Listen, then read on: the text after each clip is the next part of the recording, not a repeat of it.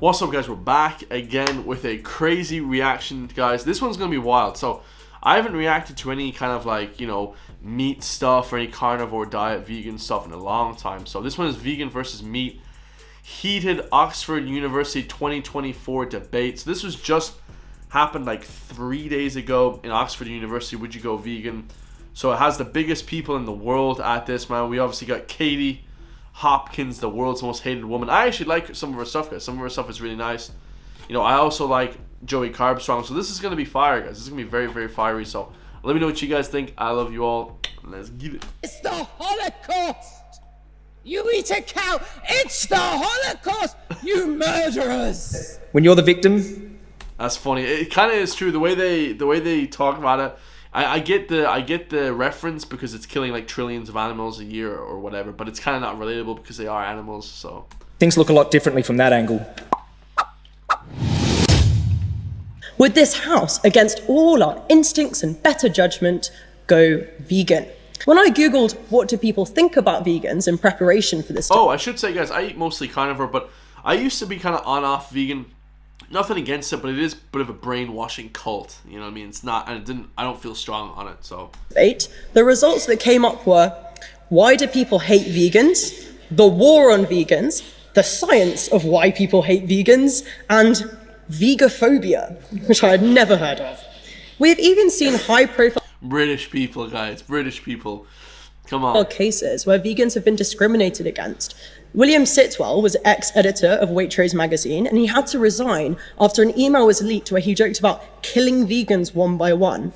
Nat West Yeah, but that's a joke. I'm not sure he's actually wanting to kill vegans, guys. Like, that's... Bank faced a scandal when a customer calling to apply for a loan was told by an employee that all vegans should be punched in the face. A key argument... Come on, how can you take that seriously? That's obviously a joke, guys. I can see for going vegan is the climate impact, namely that being vegan removes the large carbon impact created by farming animals. So think carefully before you vote tonight, for the future of the union's sake. When it comes to consumption and human behaviour, it is near impossible to reach a point of total morality, so people are just going to pick the side that is most convenient for them anyway.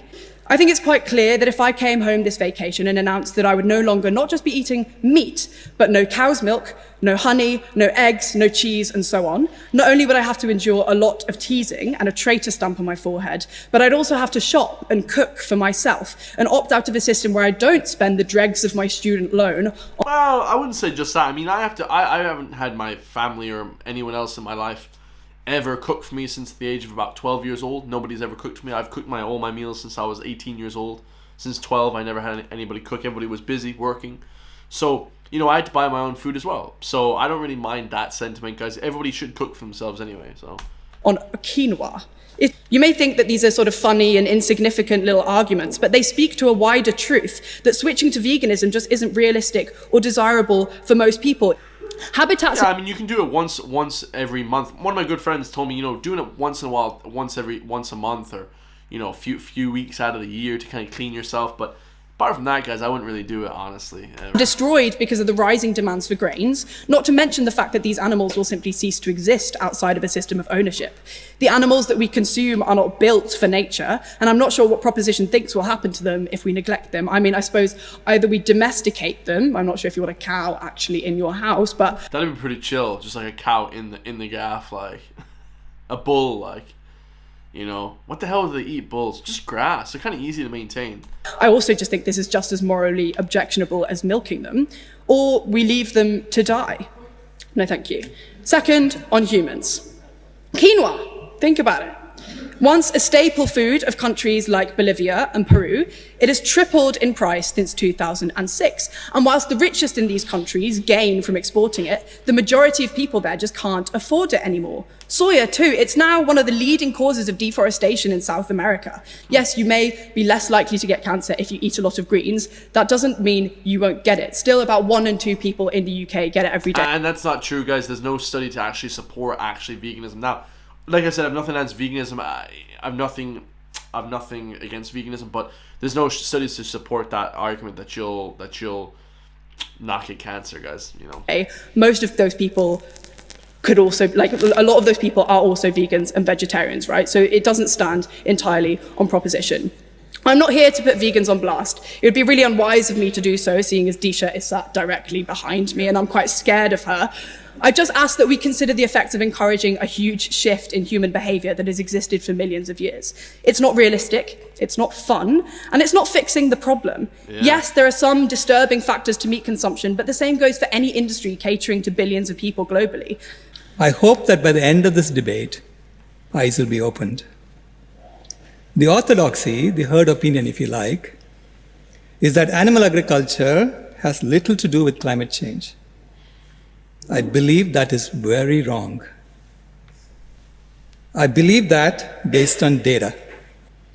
The proposition asks that this house go vegan, not be vegan, implying that this is a journey, not a destination. Yeah, I don't think climate change is real either, just me personally, guys, honestly. And I highly recommend this journey on ethical, health, and environmental grounds. It is undeniable that human civilization has adversely impacted life support systems on the planet. Scientists have identified 9 planetary boundaries that we must stay within for the sustainability of life on Earth. At the moment, we have transgressed 6 of them. And any one of these transgressions is enough to kill life as we know it on this planet. The good news is that when we go vegan, we help resolve all 6 of them. That's the power we have as individuals to reverse our existential crisis. Yeah, this guy is just full of it, guys. He's saying that we reverse everything by flipping going vegan. Like, come on, bro.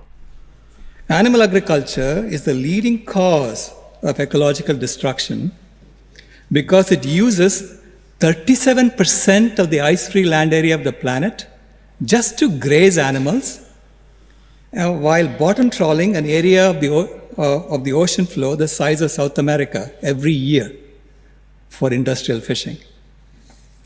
Animal agriculture is the only major activity in which we destroy forests and replace them not with other trees for timber or paper, but with grass, which drastically reduces the diversity of life that the land can support. Okay. Animal agriculture is the primary reason why humans have reduced the number of trees on the planet by half. By going vegan, we can give nearly 40% of the land area of the planet back to nature, as well as the entire ocean. By restoring habitats for wild animals and allowing them to freely live in the ocean, we resolve this transgression as well. This guy's annoying. If instead we... We're going to keep going, guys. We're going to keep going. Not all meat, fish, dairy is produced in the same way. Okay. Firstly, it might be good for you to take heed of some of Professor Miles Allen's research of this university. He argues, and I'm quoting here, that we don't actually need to lower meat consumption to stabilise global temperatures. Right. And that's based on his research that looks at the short-lived nature of methane, which gets a terrible reputation in animal agriculture, but doesn't actually stay in the atmosphere permanently, but is often treated as such in the calculations that are used on the vegan side of Yeah, methane is good for the environment, guys, right? I think. the argument. Welsh beef and sheep production was amongst the most sustainable in the world, actually emitting probably a third less than the global average that are often used in the calculations on the other side. Welsh pasture-based beef and sheep farming is not like the feedlot, intensive feedlot and ranching systems elsewhere in the world, causing very high emissions, deforestation, poor welfare. Justifiably, you may want to stop eating that kind of meat. Some of the systems on our doorstep here, the Cotswolds, Dalesford Organic, for example, wonderful, good quality, sustainable livestock production, that isn't the same as some of the figures used for global meat production for more unsustainable parts of the world. Most vegans consume enough B12 to avoid anemia and nervous system damage, but many do not get enough to minimise potential risk of heart disease or pregnancy complications. Well, if you're going to vote for veganism tonight, I'd urge you to look all of these people in the eye. Could you do it? Could you look these people in the eye and say, sorry, time's up? I don't think you could. Please vote against the motion. Cows. Is it's really strange. There is no animal that drinks milk past infancy. Babies drink milk from their mothers until they're toddlers. And for some reason after that, society tells us that we need to move to cow's milk, which is meant for a baby cow. Now, when you eat meat and stuff, guys, you don't have to actually drink milk. I don't actually recommend milk. I like milk sometimes, but it's not the be-all and end-all. I would recommend eating a lot of beef. when does a cow start producing milk? After it's pregnant. I say that because for some reason, people seem to think that cows just magically keep producing milk. They don't.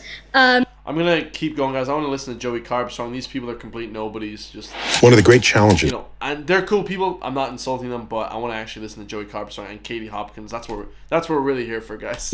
Yes, the House should go vegan, and as a matter of urgency. You might wonder why on earth I'd be so concerned with people being vegan. People often say, stop forcing your views onto me. Why are you trying to force your lifestyle onto us? Well, I can assure you I don't have some narcissistic goal of wanting you to be like me or to join my cult. The motivation is connected simply to the concept of supply and demand.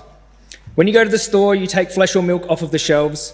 They replace it with more, subsequently subjecting more animals to a life of abject suffering and a brutal killing.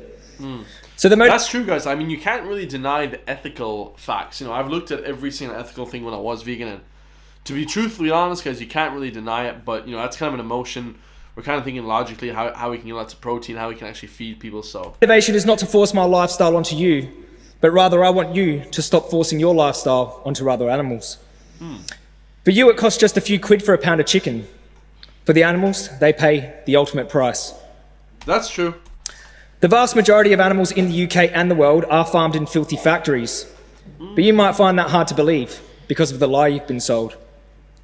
What humans do to animals in order to obtain their flesh, milk, eggs and skin is, in numbers, unequivocally the largest moral atrocity humanity has ever committed. I agree with that to a point with animals, but not with humans, guys. I'm sure the Holocaust was probably worse.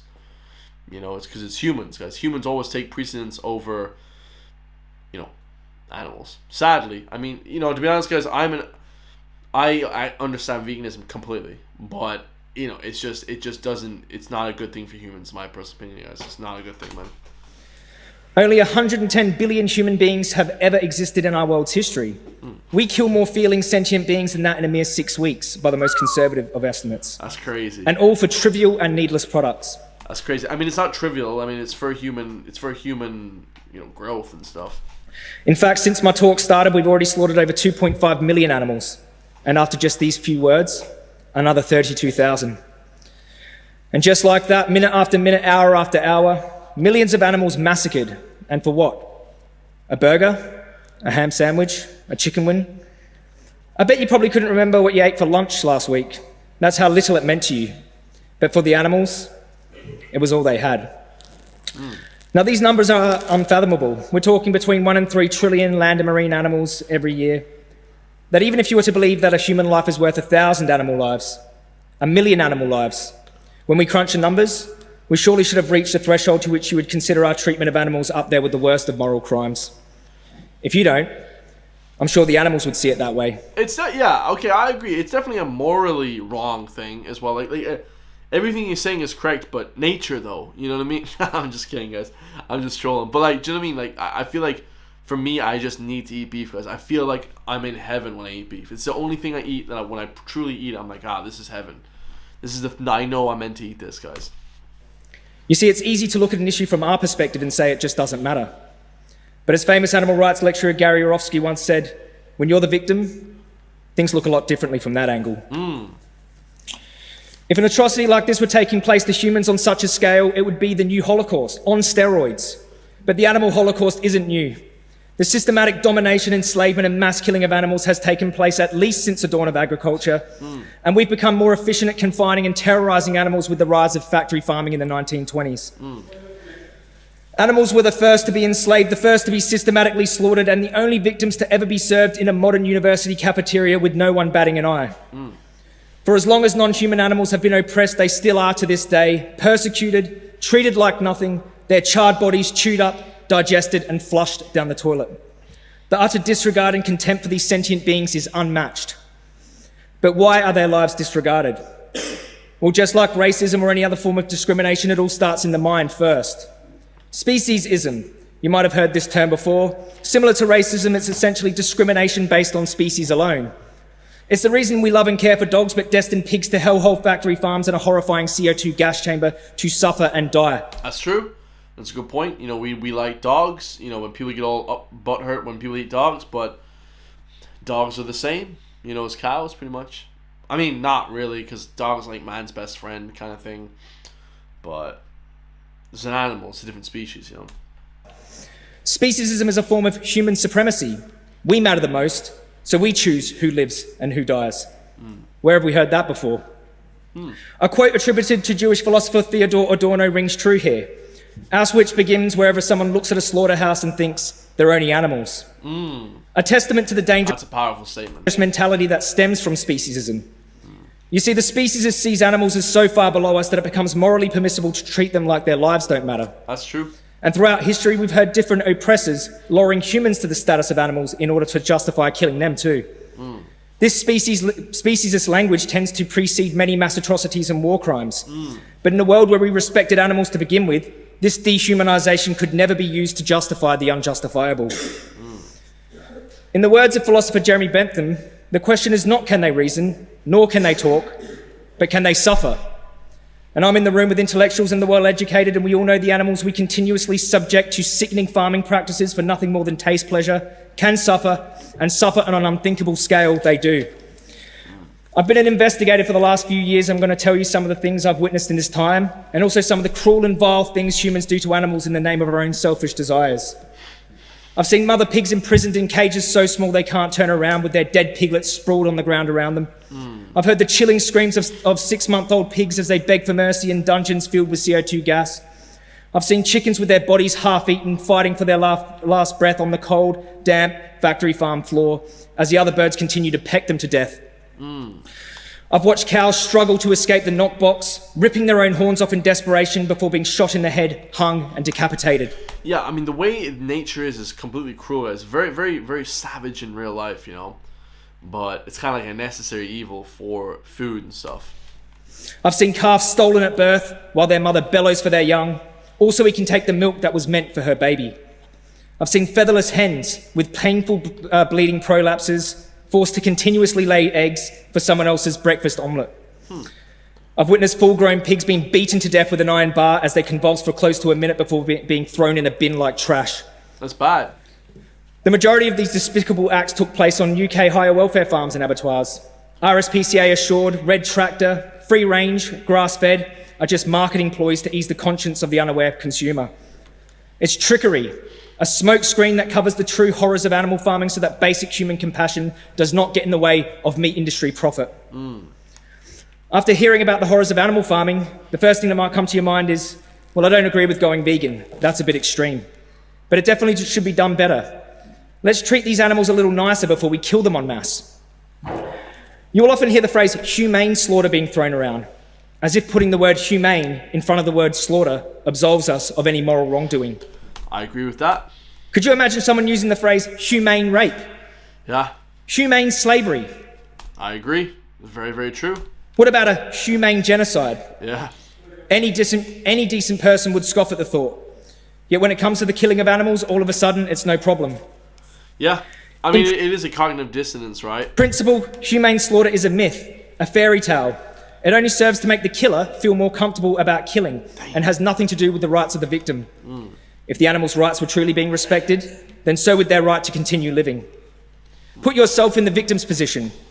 Would you still consider slaughter humane if it were you walking down the kill line? You see, animals are always left dead last. Whether humans are at war or at peace, the animals are still oppressed. Even after war's end, peace is declared and the economy recovers and is robust. The animal killing machine is functioning at its peak. The animals are always left out of any peace deals. For them, the war never ends. We have waged an eternal war on the most innocent, defenseless beings that have no way of escape or retribution. Well, I guess war is the wrong word. It's more like a perpetual genocide, because in this case, the victims cannot fight back. They are truly gentle, fragile, and helpless beings, and humans capitalize in every twisted conceivable way off of their helplessness. Damn. And their only crime is being born into the wrong species. It's for these reasons that I truly believe, and I hope you do too, that the house and the world should go vegan. Thank you. Powerful statement. Powerful statement. Now we got the absolute nutter, Katie Hopkins. Now, I do agree with a lot of the stuff she says, though. You know what I mean? So, let's get it. It's the Holocaust! You eat a cow! It's the Holocaust! You murderers! He has spent his life going around abattoirs, watching animals die. And that's what vegan people call a hobby. Do you remember with or from COVID? They died with or from? Linda McCartney. She died with or from being a vegan. Death is what happens to you when you're a vegan. And they laugh. That's true as well, guys. She malnourished her kid, and then she actually ended up dying because she malnourished her kid. So, and yeah, I think she died as well from being malnourished as well. So. They lie. They lie straight to your faces because they have a certain dress style, or they have a certain doctorate, or they have about 1 follower on Instagram. They lie to you. Nothing that they tell you is true. They even lie to themselves. The Bible says lying is one of the 7 deadly sins. The Bible says if you lie, it is because you hate yourself. And that is true of every single vegan I know. They hate themselves so much, they will only suck on quinoa for sustenance. And my question to people who say that being vegan isn't an endpoint, it's a journey, like they're on the bloody X Factor. Dude, she's actually roasting. She wins, guys. I'm not gonna lie. She wins this. Come on. You know where they want that journey to end up, don't you, good people? They dying. They want you sat in the dark, sucking on the arse end of a locust. They may sell you the journey like it's an attractive thing, but the end point of That's true, guys. WEF and all that stuff. They want you to eat bugs and be happy and sell you bug powders and. No, dude. Like, I want to eat my meat. I want to be jacked. And let's get after it, baby. Come on. Come on, Katie. Tell them what's up. Your journey is not attractive. Point of information, who asked? Yes, sir. Are you not just a slave to desire? I am a slave to desire, darling. What do you have to offer? I'd hit that. Or is that too meaty for you? Oh my God. Bro, I'd hit that. Let's go, Katie. I so support vegans. I love you. I want you to join together with your miserable little friends who are all short. And I want you to be happy together, sucking on your locusts. I want you to be happy. But allow me. She's got the same kind of craziness that's in me, guys, with that sort of just, crazy, extreme, what you guys call it, flipping flamboyant, not flamboyant, but just a wild demeanor, guys. She is wild, bro. Please, sir, the same tolerance and respect by allowing me to sit nuzzling, eating a whole cow from head to tail, as I do on a daily basis. I love meat, sir. I love it. Me too, guys. I flipping red meat, guys. I recommend all my clients to eat red meat, man. The best thing in the world. Chicken. You ever seen a big chicken, guys? Eat red meat. And all I plea from you as a tolerant individual is to give me the freedom. Let these people have the freedom to choose. And the most vital point I came here to make is that there are some health issues that these individuals do not want to address. And that is the matter of testosterone. Because you know that if you do not eat meat, your testosterone levels are considerably lower than anyone else's. I'm not so sure that's scientifically based, but, I'll agree. And if you do not eat meat, it is also proven that your member will be smaller. I don't know about that now, but okay. Than the good people who eat meat. She is wild. And Darwin proved this point, survival of the fittest, my darlings. The glorious thing about vegans having very low sperm counts. Those little things can barely swim. So this house may choose to go vegan, but should it do that, it will not have a biological future. Because survival of the fittest means we need the meat eaters. I ask you, I implore you from my icicle little frosty soul to completely wipe away the proposition and to vote with me and the opposition this evening. Thank you so much for listening to me. Alright guys, she wins everything. She wins everything, guys. We love Katie Hopkins. Yeah, absolutely fire, guys. You know, I am going to have to go with the eating meat, guys. You know, I've tried both, and 100% veganism is whack, we're going to say. Not for me. But yeah, guys, let me know what you all think. Have an argument in the comment section down below, and I'll argue with you guys. I love you all, man. I'll see you guys in the next one, man. Peace.